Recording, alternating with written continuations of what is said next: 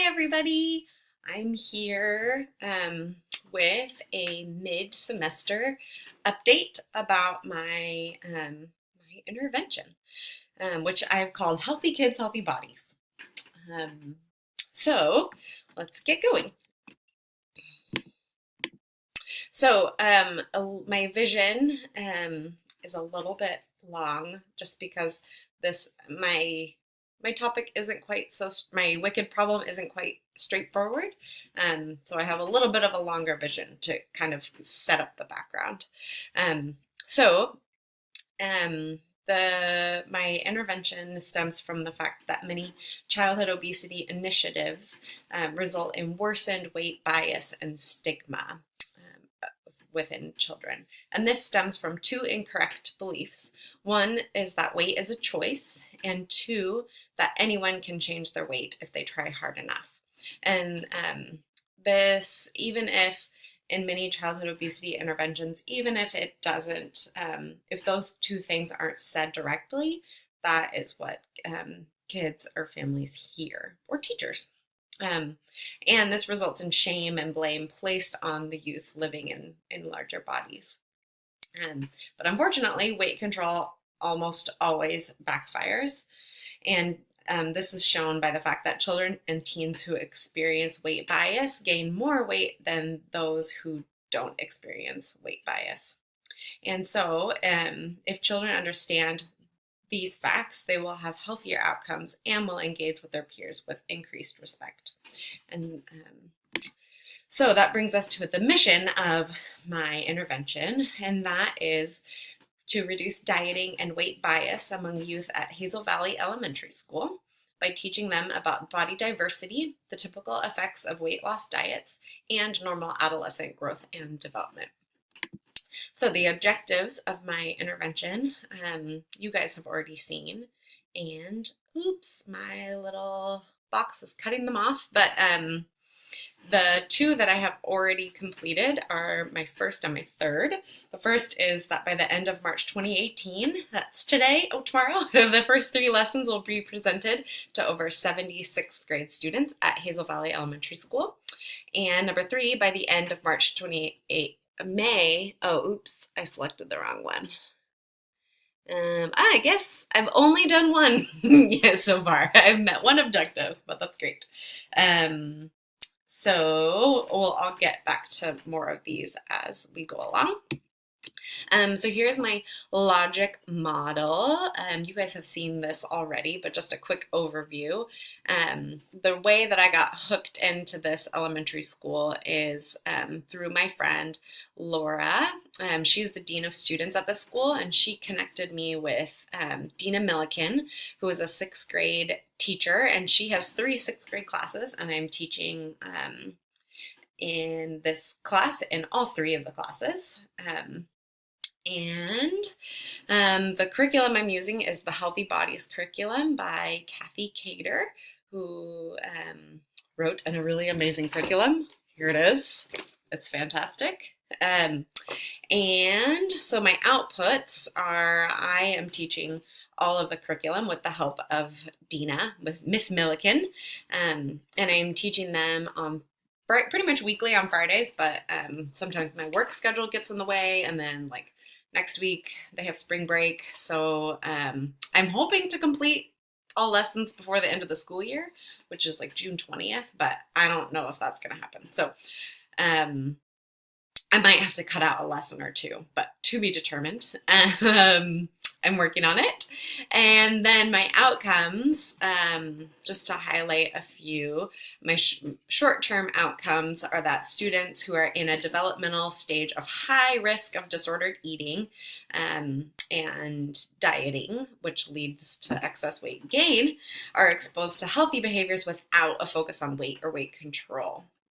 And then in the long run, my outcomes are to a reduced incidence of unbalanced and disordered eating, a reduced rate of obesity and excess weight gain among youth as a result of improved relationship with food and body, and a reduced incidence of weight teasing among youth. And finally, at the bottom of my long-term goals, long-term outcome is increased use of this amazing curriculum at the school or even just in general. My study design, I have already enrolled all 75 sixth grade students at Hazel Valley Elementary School, and I am using a validated eating behaviors questionnaire called the Childhood Eating Attitudes Test as the pre-test and as the post-test evaluation. And then in the middle, I have the intervention, which is teaching this. So what I have done so far is I have taught 3 of the lessons. I started March 2nd and then had a week or 2 off because of schedule conflicts. And then I taught my 3rd one today. So the concepts I've taught is first, the way we look will change as we grow up. That was a fun lesson where I read a story or a little poem called Terry the Tadpole, who wakes up and finds that she's growing a leg because she's turning into a frog, but she didn't know that that was going to happen. And so she feels horrible, but then she learns that it's normal to grow legs when you're a tadpole. And so same thing, it kind of tied into, well, it did tie into how kids during puberty things will start changing to them. They start gaining weight, getting boobs, and it's scary. But if they know what to expect, it's less scary.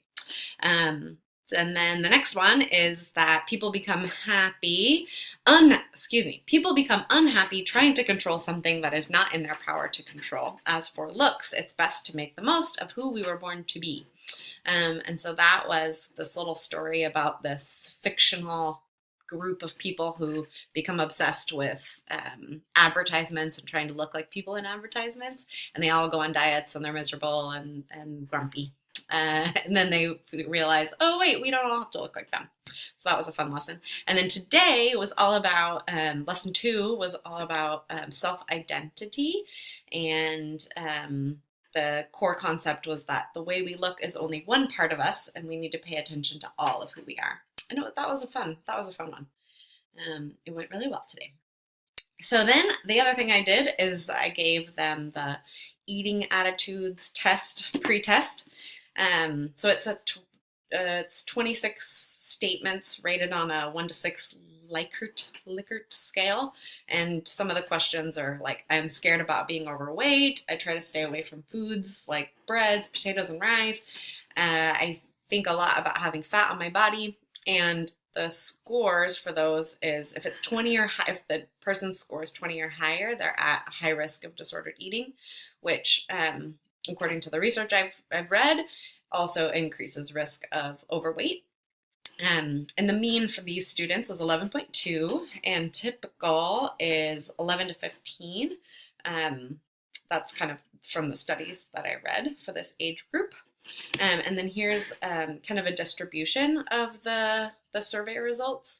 So as you can see, the majority of the students were under 20, but there were still there's 6 kids over 20, and man, reading their responses which ones they circled was really eye-opening about how many of these kids are really stressed out about food and weight and their bodies. So it really made me feel good that I'm doing this intervention. Like it's really necessary. And I got this positive feedback. The teacher whose classroom I'm teaching in sent this email to my friend who hooked us up, and she said, just wanted to let you know the kids are being really cooperative with Miss Phillips, that's me, and the lessons are really good. I can see them benefiting so many kiddos, and that made me really excited to hear. So my plans for the rest of the semester are to teach the rest of the lessons. Like I said, I'm running out of time because the end of the school year is fast approaching, so I might have to cut out one. The lessons include how genetics determine our looks, a lesson about metabolism and weight diversity, which is a fun one. We play a metabolism game where they fake eat their lunch and everybody has different metabolisms. We do an activity about diets, and I'll maybe tell you guys more about that later. It's kind of fun too. And we'll talk about hunger and fullness and getting a variety of nutrients, and then about movement and exercise, among other lessons, because there's 8 more. And then I'll give them the eating attitudes test post-test, and then I'll analyze the changes there. So my questions for you guys is, what kind of improvements can I do to my study design here? I got feedback from a professor that I need more detail.